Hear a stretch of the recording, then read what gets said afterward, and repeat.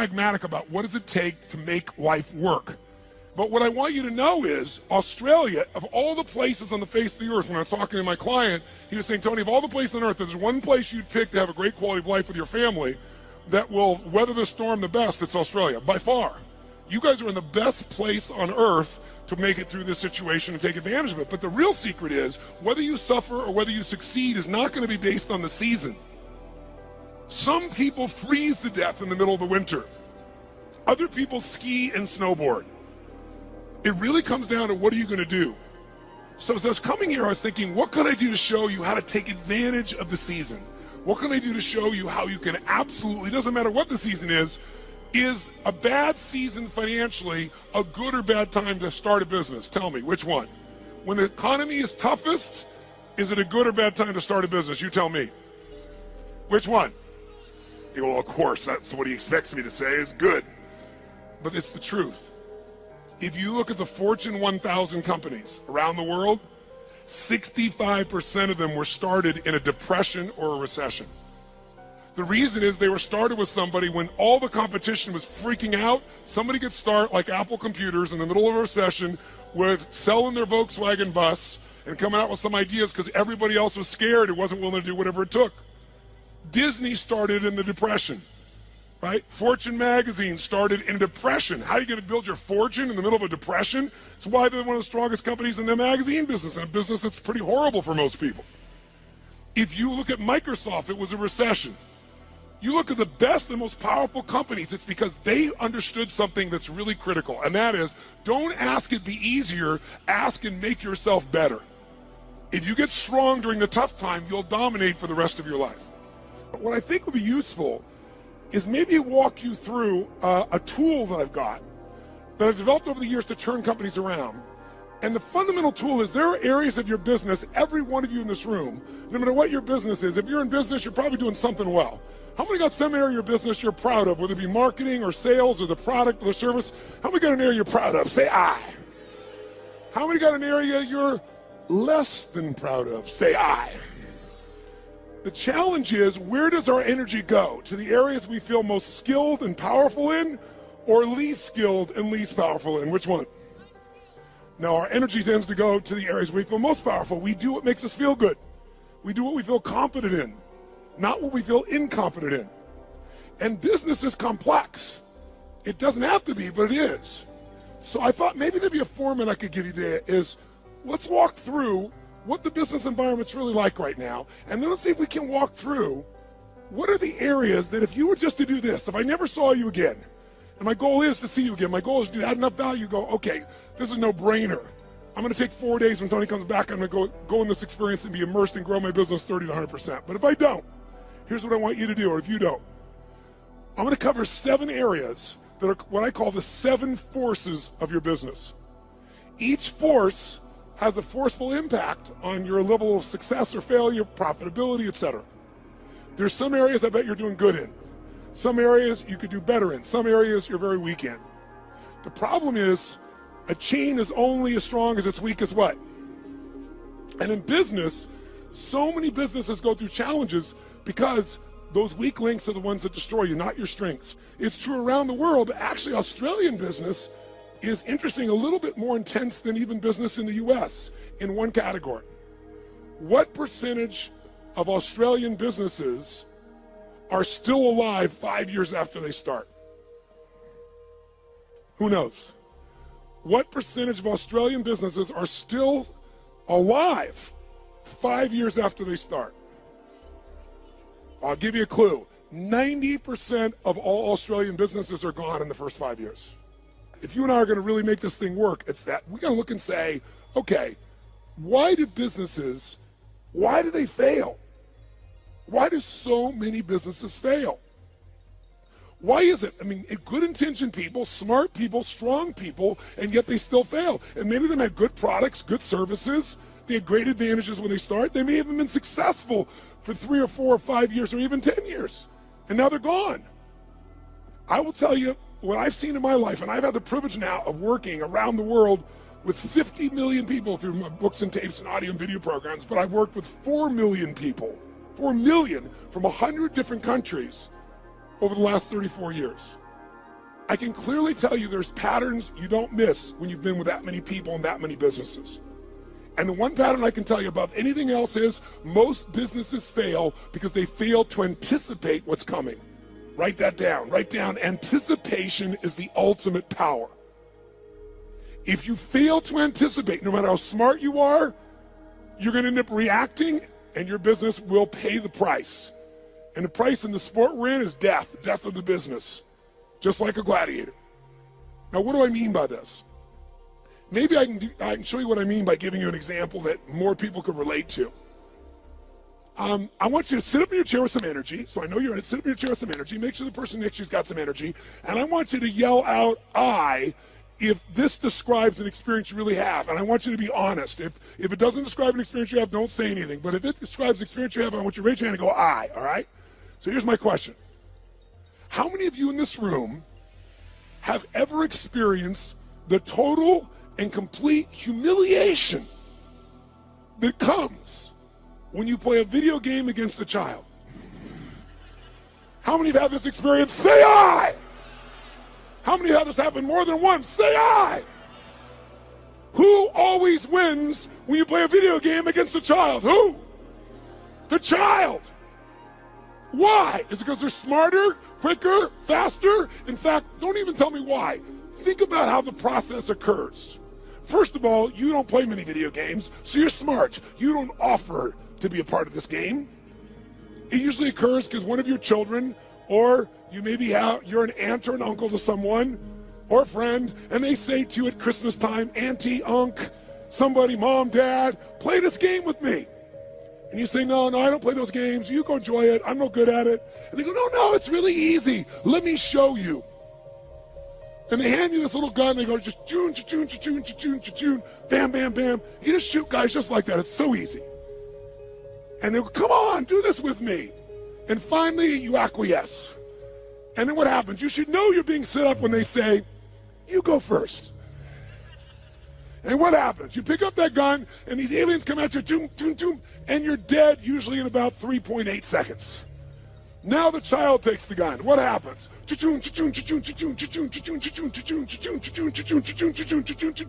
And about 45 minutes later, you get your second turn. Who knows what I'm talking about here? Say I. Now you're pissed, right? You're like getting competitive. I'm not getting shot in 3 seconds. So now you're really focused, and you get shot in the back, and you're dead in 2 seconds. The kids, 45 minutes later, you get your third one. The kid scores 480 million points, you get 3. Who's had this experience? Say I.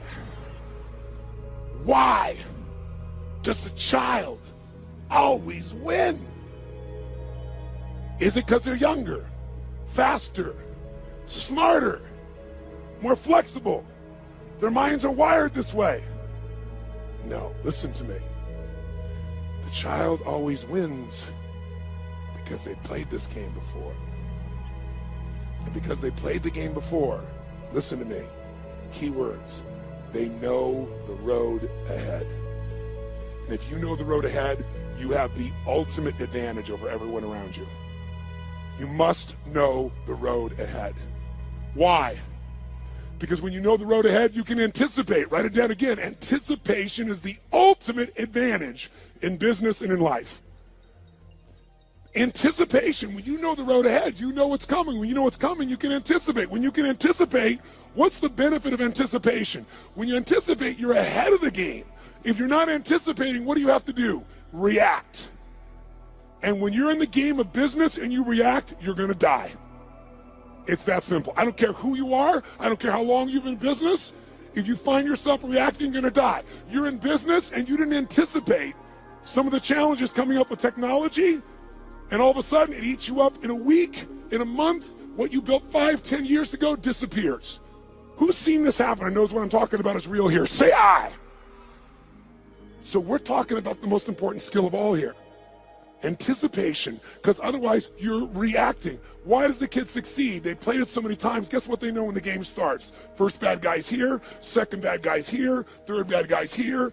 They don't wait, they anticipate, and they take control. If there's one gift you could give yourself, it's to know this. Write this down if you would. The biggest chokehold in any business, the biggest chokehold in any business is always the owner/leader. It's the owner-leader's psychology or skills.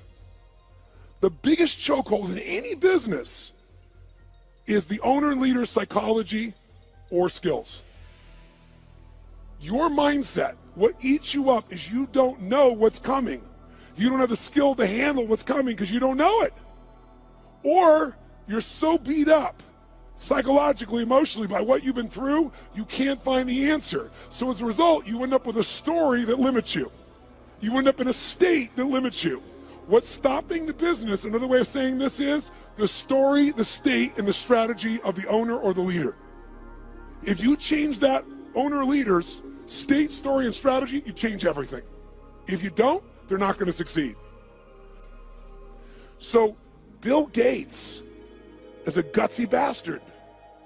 Bill Gates has a lot, the guy took big risks. He was at Harvard, had a great education set up, wasn't doing so good, but he read a magazine article about the first personal computer called the Altair. And as he read it, he said, you know what? I think this is the future. He anticipated the changes that would come in the future. But he had guts and he took a risk. That's why he's who he is. He called the guy up and he said, listen, I see you got this new computer. You guys need software for that. He said, I've written software for it that'll make it run perfectly. Was that true? Yes or no? It's total bullshit. He made it up. He was just being gutsy and saying, if I tell the guy I've got software and he says, come see me, I'm going to figure out how to do it. Pretty ballsy. Sure enough, the guy said, bring it to me in 3 weeks. So he had 3 weeks to come up with software between he and his partner. And he worked around the clock. And literally, when he went to Altair in New Mexico to show this software, he didn't have a computer to test it on. He didn't know if it was going to work for sure. Thank God for his future, it worked. It was a gutsy, risky thing. He invested all his time and energy. He blew off his school. He did everything. And thank God for him, it worked. But that didn't make him wealthy. You know what made him wealthy? Something called MS-DOS. MS-DOS was software that he did not write. He bought MS-DOS that made him $3.5 billion for $50,000. Bill Gates bought it for $50,000 from somebody else. He saw IBM and he was studying his competition. And he said, they think they're in the computer business. And I think the computer business is going to become a commodity at some point in the future. I want to control the intelligence that controls those computers. So what I'm going to do is I'll offer the software and I'll just go buy it from this kid over here. Now, $50,000 is a huge sum of money. Most business people don't have guts, they don't take risks, and they don't invest. He said, I got to do this. Rolled the dice, got it locked up, went to IBM and convinced them. Now, IBM wanted it. What did IBM want to do? They wanted to buy it from him. He said, no, I'll rent it to you. They said, no. He said, look, you're not in the software business anyway. You're in the computer business. You don't want software. Software changes. You don't know that area. Let me do this for you. The biggest strategic, remember I said your life is controlled by your what? Decisions. That decision made him wealthy. That decision for IBM made them a has-been in a short number of years. You have to anticipate the shifts. Am I making sense with you here? Yes or no? So, what's the solution? The solution, listen to me, is constant and never-ending improvement on the areas that control the success or failure of your business. Constant, never-ending improvement. It doesn't have to be huge, but it has to be constant. Incremental improvements in the areas that matter on a regular basis, and you will dominate as long as you also anticipate. So let me give you 7 real fast because I'm on tight on time. Let me give you the first of the 7. Let me show you how it works. I'm going to start with the end in mind. If you're going to be successful in business, the end outcome, what makes somebody successful in business is not that they make a sale. If all you do is make a sale, you made a little money. To have a business, it has to be sustained. To be sustained, you have to build clients, or at a minimum, what I would call raving fan clients, raving fan customers. Now, why is the target of all business a raving fan customer? Well, first of all, What makes a human being wealthy in financial terms? What will make you wealthy is only one way to get wealthy and stay wealthy. Add more value to other people's lives than anyone else can possibly do. If you add more value than anybody else, you will have people be a raving fan of your product, service, or company. And raving fans are the best marketing in the world, because today, nobody pays attention to advertising unless it's shocking. And even then, it doesn't necessarily sell the product. What sells products today is people telling people this is the best shit you can get. How many agree with me on this right now? Say aye. And you can't buy that word of mouth. You can only deliver it by delivering such an incredibly valuable experience or product or service that people tell everybody about it. The first key to getting to that target, if we're gonna grab hold of our energy and we're gonna race towards this target, is you have to do step number one. Step one in a business is you got to know where you really are. You got to know where you really are, and you got to build what I call a business map. Now, what do I mean by a business map? Well, think of it this way. How many of you in this room have a 5-year business plan right now for your company? 5-year business plan, raise your hand. Now, a group of 9,000 people, I'm seeing maybe a dozen hands. The reason you're seeing a dozen hands is because even if you have to do a 5-year plan, it's bullshit. And I'm not being disrespectful. It's bullshit. Why is it bullshit? Everyone tell me. Why is a 5-year business plan in the world we live in today total bullshit? Why? Because the world is changing so fast, you have no clue what's going to be here in 5 years. You're kidding yourself. So what do? Throw up your hands and just hope it works out well? That's a disaster too. What you need is a business map. A business map means you understand the territory. You understand what's happening, where it's happening, so as you're moving along, you can adjust with that map to get where you want to go as the environment changes. The way you frame what business you're in to yourself is the single biggest limit in your business, and I promise you it's limiting who you do business with as well.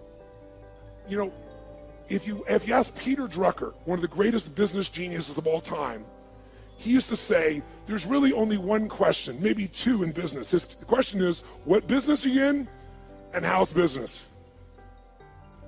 You must control the meaning within yourself, within your team, and then the way you market it. But you can't do that until you're crystal clear what business you're in. And every 7 weeks, you should be digging in deeper to what business you're in, or you'll ask a third question. What business do you need to be in? Because let me tell you something. You didn't experience in 2008 in Australia what the rest of the world did, but you're going to experience some of what the rest of the world has experienced coming soon. You're going to experience it in your real estate market, you're going to experience it in your shares market, and you're going to experience some unemployment on a much larger scale than what you guys are uncomfortable with right now. It's coming. I'm not here to be Mr. Positive, and I'm not being negative. I'm saying it's coming, so you want to take advantage of winter, not let it freeze you to death. And you can, because when everybody else is scared and hesitating, if you're doing the things I'm showing you, you will take their market share and you will dominate. Even if you're a little guy, you can become a big guy in this time. Because the time in which things change is tough times. That's when little guys become big guys. Because the big guys are doing the same boring shit over and over again and they're not flexible. But I got to tell you something. In order to succeed in your business, you got to fall in love with your clients and not with your products and services. But here's the other question. What stage of the life cycle of a business are you in? Listen to me. This understanding is the most important understanding of all, and I can't give it to you all here. I take a day on this. When I say I give people $1 million guarantee, the reason I'm giving that $1 million guarantee and no one ever takes me up on it, I mean, I think 2 times in 3 years someone's taken me up on it, and when they did, I've been glad because I didn't want a stupid person in my seminar. I was like, if you can't see this is going to save you $1 million or make you $1 million, you shouldn't be in here, right? I'm happy to refund your money. Is this material. And this material is understanding the life stage of the business. See, businesses have life cycles just like humans do. So watch this for a second. Which can get into more trouble, an infant or a toddler? Quick, nice and loud. Which one? Nice and loud. Which one? Why? Because the toddler's more mobile. They can go, what does this rock taste like? Right? Which one could get more in trouble, a toddler or a teenager? That's right. Tell me, if you give your car to a teenager and you say drive it never above the speed limit, what can you promise and guarantee they're going to do? Are they going to speed, yes or no? And the worst thing that can happen is they get away with it. Let me explain what I mean. Businesses have stages of development. What did I tell you was the most important thing to business? The power of anticipation.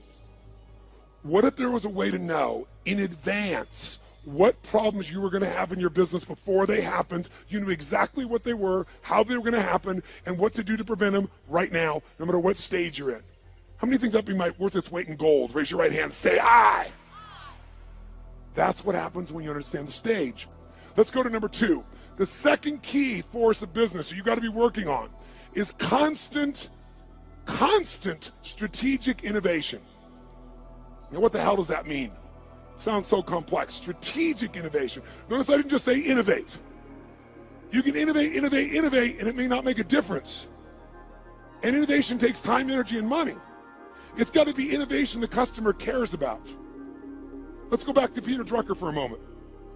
Peter Drucker has always said that the core of all business is only 2 things. If a business is successful, these 2 things are its core: innovation and marketing.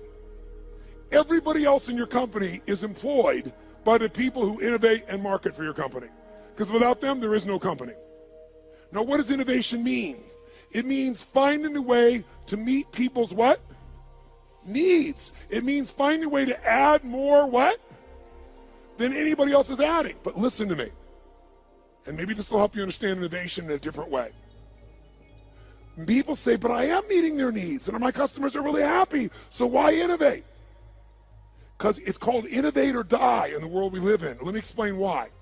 How often does Apple Computer, even though they're the best, find a way to innovate again? How often can you count on it? Is it consistent, yes or no? Every year, sometimes multiple times in a year. Isn't it true? That's why they're number 1. So what you have to do is you can't just meet your needs. You got to meet their needs in a new way. Meet the needs even more. Add more value, but do it in a new way. That's how you have raving fan clients. It's not enough to meet their needs. It's not enough to add more value. Got to do it in new ways all the time. It makes it sexy. It makes it mysterious. It makes it interesting. It makes them want to engage you. It gets them to tell everybody else about the new thing you're doing. Okay? Now, let's go to number 3 real fast. I'm going to have to kick this in gear to catch up.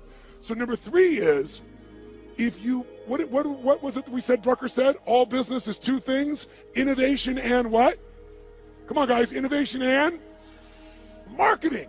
Answer this question for me. Does the best product or service always win? Yes or no? Nice and loud, yes or no? Which company always wins? McDonald's? Where does that shit come from? No, the best marketed product or service, for better or worse. And let's use McDonald's, okay, ma'am? That's a good example. Tell me something. Perfect example. Does McDonald's make the best tasting hamburger in the world? Notice we got a universal 9,000 person response. No. Is it the tastiest? Is it the best quality? Yes or no? But it is the best what? Marketed, as you would say, marketed in the world. I call it marketed. The point of the matter is, this company understands marketing, and even though they have a shit product, they got billions and billions and billions of people to eat that shit. Now, here's the problem with marketing today. It's a significant problem. I want you to think about this. Does anybody know how many marketing messages the average person had to see 15 years ago? How many messages before they would start to seek you out to consider buying your product, where they would do something active to seek out your product? Does anybody know? 15 years ago, how many times did they have to see a message from you on average if you had a quality ad? The answer is 4. 15 years ago. Does anybody know what the number is today? 16. Now, what do you think that's done to companies' profitabilities? Add value. Does this make sense? Become an education marketer. Become someone that does value, because then you become the valued expert, not a stupid salesperson. because you're giving me something. And if you give me something, I want to give you something. I'd love to give you my business if you're going to give me something. But if you're just going to advertise, screw you. Raise your hand if you follow this. Say I. And then you don't have to go for 16 exposures. You can get somebody in one exposure. And they'll answer your emails. And they'll reach out to you. And you'll watch your business grow like you can't even dream. Force number 4 is the constant, never-ending improvement of sales and mastery systems. Sales mastery systems. Marketing is wonderful, but if you don't convert that marketing into sales, you don't have a business. Now, because of time, here's what I'll tell you on this one. We're going to give you that's valuable, that's simple. How about this? How many of you right now in this room have a business that's primarily done with no salespeople, all on the web? Raise your hand. No salespeople, all automated. Raise your hand if you have salespeople. If you have salespeople that work with you, the majority of you. If you have an automated business, no matter how good it is, you don't want a one-legged stool. A one-legged stool at one point can get in trouble and you collapse. You want at least 3 legs, and one of those legs, as a minimum, has got to be a sales team. Now, how can you grow, though, when you're a brand new small business or you've been around a while? Well, technology today allows us to be able to hire people to go to work for us literally 24/7, 365 all around the world. We literally have more than 150 people that work for one of my companies, all of which live in different parts of the world, all of which we know only by way of our experience of them, by way of Skype calls where we can see them and coach them, but we measure them better than the persons in the same room with us in the old days. We know what they're doing every moment. We know people are responding. We know everything because it's all fed to us by the web. We have virtual companies now.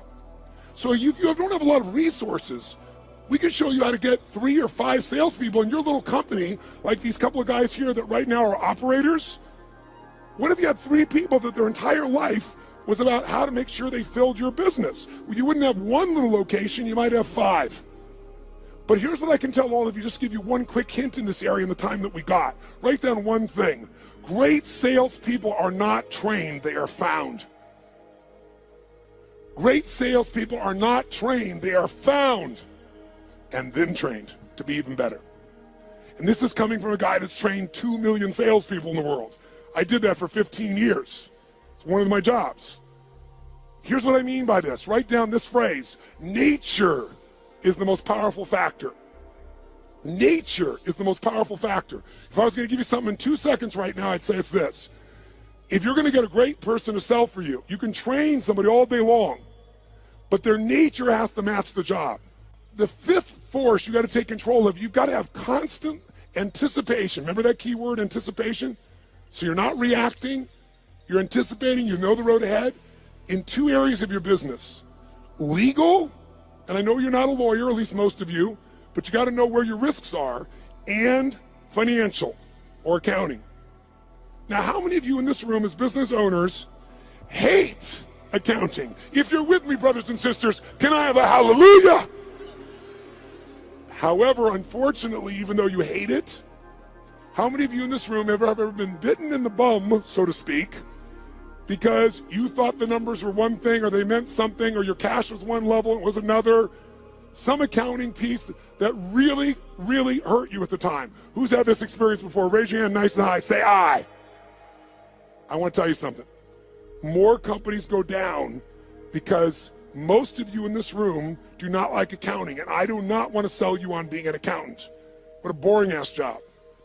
But I do want to sell you on knowing enough of this that you can run that accountant or that CFO. Because you still have to lead, and if you don't, you'll become part of the 99% that fail. I don't care how smart you are, I don't care how much your sales are.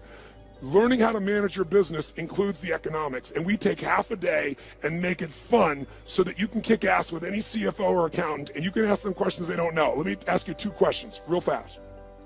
Question 1. How many of you have a specific day of the month that you always go through your financials and you never, ever miss on your business? Raise your hand. Keep your hand up and look around the room. It's not even 3% of the room that does this. That's why 99% go out of business. Remember I said in the beginning, what is the chokehold in the business? It's the psychology and the skills of the entrepreneur. If you don't develop the skill of knowing how to manage the finances, I don't mean write it down and do the accounting. I mean know how to read that and use that information as intelligence to guide yourself, you're going to be in trouble. In business, nobody gets a special license. You can go out there and know nothing about numbers except what you think you know, and that's why you go out of business. This is a skill. If you don't get it from me, you better go get it now. But I can give it to you in a fun way in half a day of the 4 days, where you'll be able to read financials and find stuff your accountant's not finding. And then what you want to find is the intelligence that allows you to know how to run your business more effectively. I'll give you a little clue. Who here knows the 3 documents you've got to see every single month to run your business? Raise your hand if you know the 3 and can name them. Look around the room. Look at this. We got 9,000 people in this room, and maybe 20% of you even know the documents. You don't review them, you don't even know what they are. Here, I'll give you a little gift, something that took me 20 years to figure out. Little gift. If you got a business that has a 20% margin of net profit, and most of you probably have a margin less than that, some of you maybe more than that. But if you have that, and you just cut 12% of your costs, 12% of your costs on a 20% margin company, you'll grow your profits by 50%, meaning you'll have a 30% margin. If you want to, listen to me, you want to grow your profits 50%, all you have to do is cut 12% of your costs. But you're never going to do that when you don't even look at your own financials. Let's go to the next one. Finally, number 6. Number 6 is, what if I said to you there was treasure in your business, and that treasure is just waiting for you to come by and pick it up? But you got to dig for it. But if you pick it up, it's going to cost you nothing. What if I said to every one of you in this room, no bullshit, no hyperbole, no exaggeration. In the next 6 to 12 months, 18 months at the outside, in a tougher economy even, you could grow your business 30 to 130%, no exaggeration, no hyperbole. And it's not going to cost you any more money to do it. When I say it's not cost you any money, let me be honest. You might find by spending $5,000, you could make $150,000. Or by spending 10, you could make $500,000. So to me, that's not spending money. How many follow what I'm talking about here? Say I. That is this skill. This is my strongest skill. This is why companies call me in to do turnarounds. This is why my companies are where they are through all the economies and all the countries I've been in, all the industries. You have to learn the skill of optimization and maximization. That's this point. You have to learn to optimize and maximize your business on an ongoing basis. Now, what does that mean? It means figuring out how to do what you're already doing, where you get a geometric result from a bunch of small changes. Small changes that accumulate to create a geometric change. But you gotta master this.